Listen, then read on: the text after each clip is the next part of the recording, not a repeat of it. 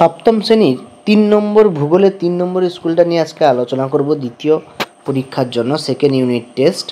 তো এই চ্যানেলে তোমাদের ক্লাসের সমস্ত সাবজেক্টেরই পেয়ে যাবে, সমস্ত প্রশ্ন উত্তর তোমরা প্লেলিস্ট চেক করো, সেখান থেকেই পেয়ে যাবে।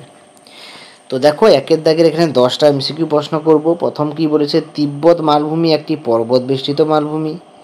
গ্রস্ত উপত্যকা দেখা যায় স্তূপ পর্বতে। নদীর উচ্চ প্রবাহে সৃষ্টি হয় কি গিরিখাত। দুটি পাশাপাশি নদীর মধ্যবর্তী স্থানকে বলা হয় কি দোয়াব।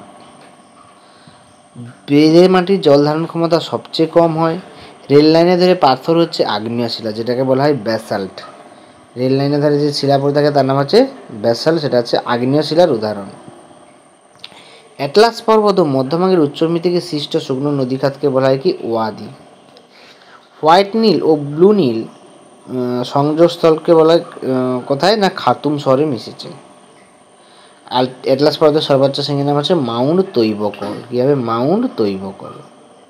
এরপরে দেখো কি বলেছে প্রশ্ন, আফ্রিকার দক্ষিণে অবস্থিত একটা মরুভূমির নাম হচ্ছে সাহারা মরুভূমি।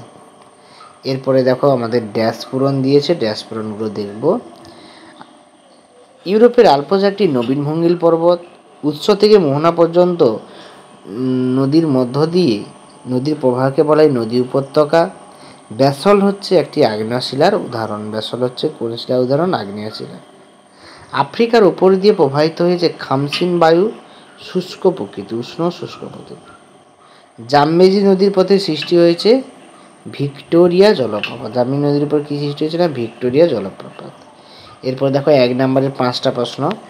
একটি পলিগঠিত সমভূমির নাম হচ্ছে আমেরিকার পম্পাস তৃণভূমি, হচ্ছে পলিগঠিত সমভূমি। সিমেন্ট কারখানায় কী ব্যবহার করে না? চুনাপাথর। মৃত্তিকা সৃষ্টির প্রক্রিয়াকে বলে মৃত্তিকা এপেসিস। তারপর দেখো ক্যারাভান কি না? মরুভূমির উটের দলকে ক্যারাভান বলে। এখানে তোমরা দেখে নেবে, টেক্সট বইয়ে 181 নম্বর পেজে তোমরা পেয়ে যাবে ক্যারাভান। তারপরে দেখো আমরা পৃথিবীর দীর্ঘতম খালের নাম হচ্ছে সুয়েজ খাল। মরু অঞ্চলের শুকনো নদীখাতকে বলা হয় ওয়াদি এবং ভূমন্ত সাগরের চাবিকাঠি বলা হয় জিব্রাল্টার প্রণালীকে।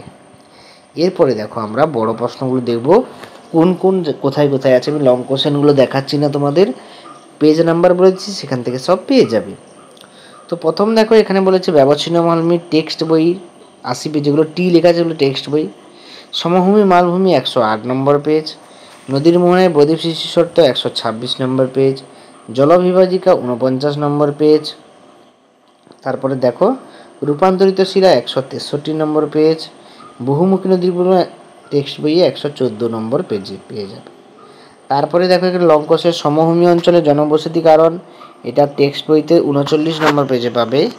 মাটি সৃষ্টির নিয়ন্ত্রক শিলা জলবায়ু ভূমিকা, এটা পাবে 159 নম্বর পেজে। তারপরে দেখো এখানে লং কোশ্চেনগুলো দিয়েছে। অন্ধকারাচ্ছন্ন মহাদেশ, এটা 282 নম্বর পেজে পেয়ে যাবে। নীল নদবর্ষা মানুষ বসতির কারণ, এটা 295 পেজ। নীল নদীর গতিপথ টেক্সট বইয়ে 106 নম্বর পেজে। তারপর নদীর উচ্চগতি মধ্যগতি 123 পেজে। ভূমিরূপ 125 পেজে পাবে।